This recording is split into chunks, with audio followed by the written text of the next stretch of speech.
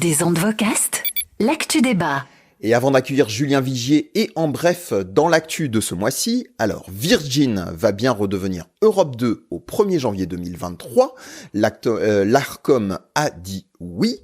Sybille Veil de son côté est candidate pour un nouveau mandat à Radio France. Elle l'a annoncé en interne à ses équipes.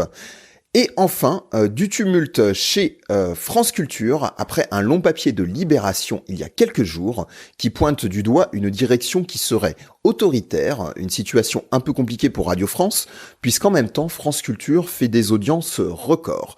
Voilà, tout ça c'était pour les brèves d'actu ce mois-ci, et j'accueille tout de suite Julien Vigier de VO2X, agence de production audio localisée à Toulouse. Julien, tu t'es collé d'écouter toutes les nouveautés, ou presque, de la rentrée, et tu nous dis ce que tu as aimé et ce que tu as moins aimé. Salut à tous les auditeurs des ondes Vocast. Quel plaisir de vous retrouver, c'est la rentrée radio. Alors comme à chaque fois, on écoute les nouveautés, j'en ai sélectionné quelques-unes. Du côté de Ado, déjà en soi c'est une nouveauté, parce que je vous rappelle que c'était Swig il y a encore quelques mois. Donc du côté d'Ado ça a changé, encore une fois un nouveau morning. Et c'est un recrutement de choix puisqu'ils ont été chercher Priska qui était sur Skyrock, quand même un grand concurrent néanmoins de Ado. Priska qui est donc au morning en co-animation avec un DJ. Et alors je dois bien avouer que ce morning m'a un peu déçu. C'est très axé sur des anecdotes de la culture hip-hop. Alors en soi c'est plutôt une bonne idée. Mais du coup c'est vrai que ça exclut pas mal les gens de la vie de tous les jours en réalité. Et pour l'instant je trouve que ça n'a pas encore trouvé totalement ses marques. Il y a beaucoup de banalité dans les discours, dans les speaks. Voilà, il fait beau, bon courage, allez vous êtes dans les transports, etc. Et ensuite des anecdotes sur le rap, sur le hip-hop qui sont pas inintéressantes, mais pour l'instant en tout cas j'ai pas trouvé de vrai feeling, une vraie ambiance de team, contrairement un morning que j'ai écouté, c'est celui de Hit West. Forcément, je l'ai écouté parce que ça a changé à Hit West. Positive Radio, déjà le claim est vraiment cool. C'est Jérôme Delaveau qui est arrivé à la tête de l'antenne il y a de ça quelques semaines à peine. Et le morning a changé puisqu'ils ont récupéré donc l'animateur du morning de 100%. Qui était anciennement sur Contact aussi, un animateur de grand talent, et du coup c'est vraiment chouette. Voilà, ça s'appelle Le Réveil de l'Ouest. C'est avec donc Robin, ça c'est l'ancien animateur donc de 100% dont je vous en parlais, puis alors Mélissa qui est là aussi avec lui, je ne la connais pas. Ça marche très bien, vraiment. Robin et Mélissa ils sont très agréables. Mention spéciale à Mélissa qui a une belle personnalité. J'ai adoré ce morning d'une grosse baie en local, qui mérite d'être souligné. Et chez les nationales ?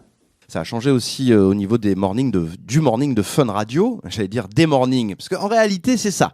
Il y a un morning XXL, voilà, c'est 6h midi, la pub, c'est Bruno Guillon sur Fun Radio, voilà, c'est le plus long morning de France. Donc dans les faits, c'est pas tout à fait ça. Il nous avait prévenu, cela dit, il ment pas. Il y a une matinale, on va dire, avec Bruno Guillon, et ensuite du flux amélioré avec la team de Bruno, comme notamment Mika qui est à l'animation de tout ça. Donc à partir de 10h, c'est surtout là que j'ai écouté, puisque c'est là qu'il y a le changement.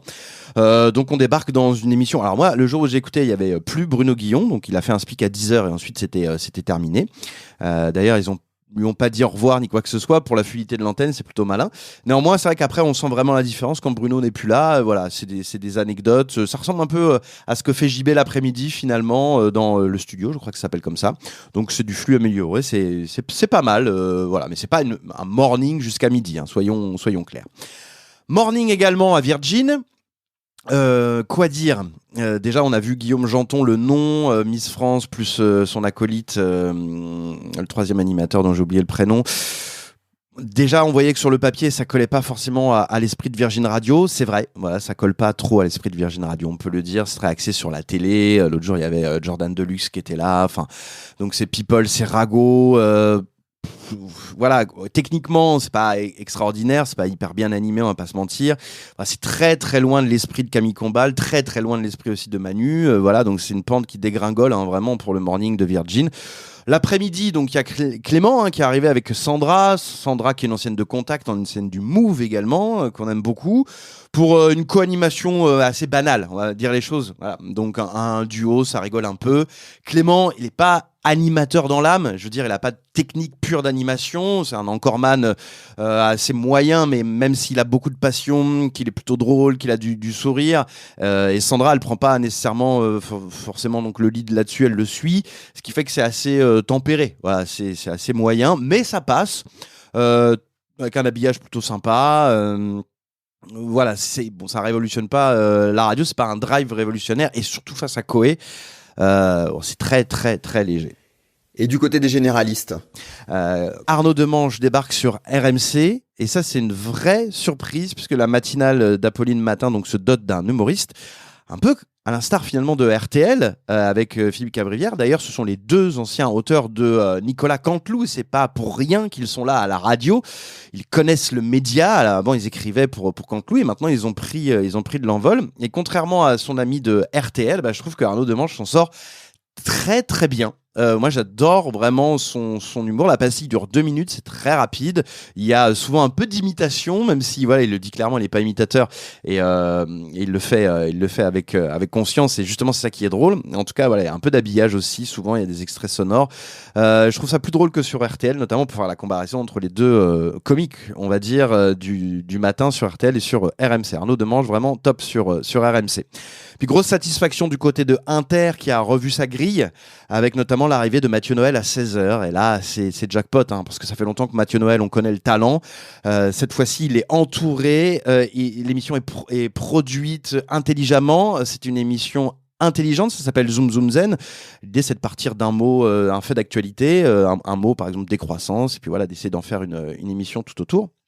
Et c'est drôle, c'est bien écrit, sans tomber dans le archi Mathieu Noël, avec beaucoup de blagues, beaucoup de jeux de mots, beaucoup d'extraits sonores. Il fait juste ce qu'il faut, il a juste la bonne humeur. Il est entouré de 2 jeunes journalistes.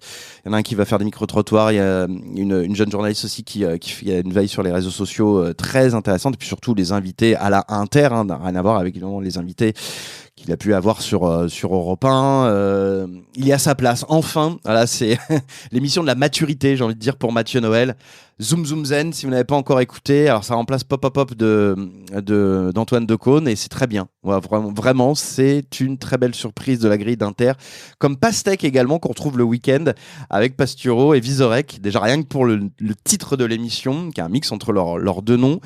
Je trouve ça formidable. C'est donc une émission intelligente là aussi et drôle, parce que Alex Vizorek, voilà, c'est la part art contemporain, c'est la part philosophie de France Inter, mais toujours avec un trait d'humour. Et Tanguy Pastureau, c'est la vanne, la blague. Ils reçoivent là aussi des invités. Ça dure 1 heure. Je crois que c'est à 19h le samedi. Pastèque, c'est très très bien. Voilà pour ma rentrée radio. J'ai pas pu tout écouter évidemment, parce que vous savez quoi, j'ai une vie. Mais globalement, j'espère que je vous aurai donné envie d'écouter certains programmes, soit parce que je les ai aimés, soit parce que je les ai un petit peu moins aimés, que vous allez être curieux de vous faire vous aussi une idée. Merci Julien pour cette revue exhaustive des nouveautés de la rentrée radio, et on te retrouve le mois prochain. Et j'accueille tout de suite Rémi Bertolon. Salut Rémi. Et bonjour tout le monde. Tu es animateur et tu réalises le voice track Rémi et Jam pour des radios locales en France. Alors, Rémi, tu t'es intéressé ce mois-ci sur la façon dont les radios musicales réagissent lorsqu'il y a une grosse actu qui tombe. Et oui, l'exemple, c'est la disparition de la reine d'Angleterre. Alors c'est un sujet un peu plus facile à traiter que l'invasion de l'Ukraine par la Russie, mais quand même, vous verrez, il y a des différences. On commence par Manu sur Énergie. Il en a fait un vrai sujet. Autour de la table, on donne son ressenti, et à la fin, c'est Manu Lévy qui termine en lisant un tweet. Alors, ce qui est bizarre, c'est que hier, j'étais, comme beaucoup de monde, quand t'as des infos comme ça, tu vas sur Twitter pour regarder les infos, pour voir ce qui se passe. Et là, je regarde les TT, ce qui était vraiment les mots qui ressortaient le plus. Donc évidemment, t'avais Reine d'Angleterre, t'avais Charles, etc.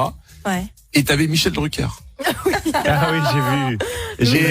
Et j'ai dit, mais pourquoi il y a Michel Drucker? Me dites pas qu'ils ont fait un combo là. Et je mets, et en fait, c'était que des vannes de Michel Drucker et le grand gagnant. Ouais, and the winner is. Michel Drucker. Il est toujours là. Avec une phrase qui m'a fait beaucoup rire. Il y avait un truc qui disait, faisons en sorte de laisser une belle planète à Michel Drucker.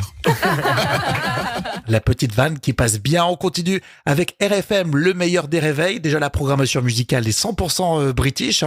Et puis, Albert Spano et Caroline Iturbide prennent du temps pour donner des infos, des petites anecdotes et des extraits aussi comme là avec Stéphane Bern. Les livres, le thé, un peu d'alcool,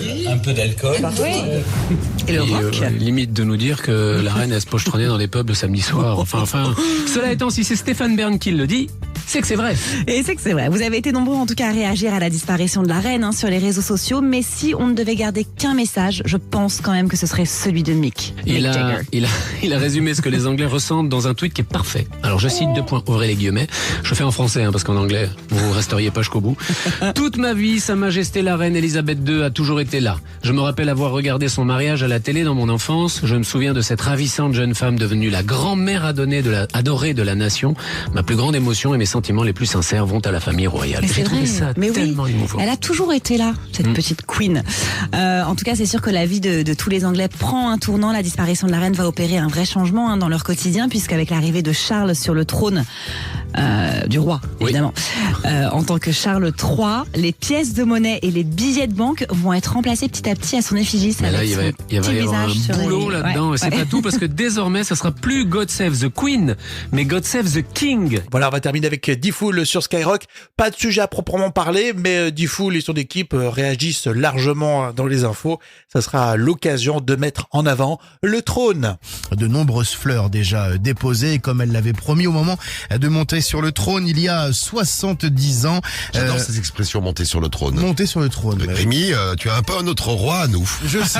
Tu montes sur le trône à plusieurs reprises. Mais dans le le trône est toujours en hauteur parce qu'il y a toujours des marches pour montrer que le roi ou la reine est supérieur. Donc c'est pour ça qu'on monte sur le trône. D'accord, je savais pas, c'est Eh mignon. ouais. Il y a 2 jours, elle recevait Moi, j'ai encore pas des marches dans mes toilettes, moi. Ah, moi j'en ai. Ah, t'as des marches. Ouais, et en plus, tu sais pourquoi? C'est bien d'avoir une marche parce que c'est bon pour le transit. D'accord. Donc moi j'ai appris ça il y a pas longtemps, il faut toujours avoir une petite marche devant tes toilettes et t'as les pieds En fait, ça surélevés. permet d'être un peu mieux replié et ça descend mieux en fait. Et le C'est vrai. côlon en fait n'est pas ne s'irrite pas. Moi j'ai un petit tabouret. Eh ben tu vois. Ouais, Moi tu je vois. pense que Théo devrait nous fabriquer un petit estrade. Une petite estrade. ouais. Bah oui, autour des toilettes. Très bien, très bien. Donc voilà. La seule, Les radio deux qui, explications. la seule radio qui vous dit tout sur le trône d'Angleterre. Tout à fait. Et voilà, j'espère que tu as bien noté tous ces conseils pour le trône. Des ondes Vocast.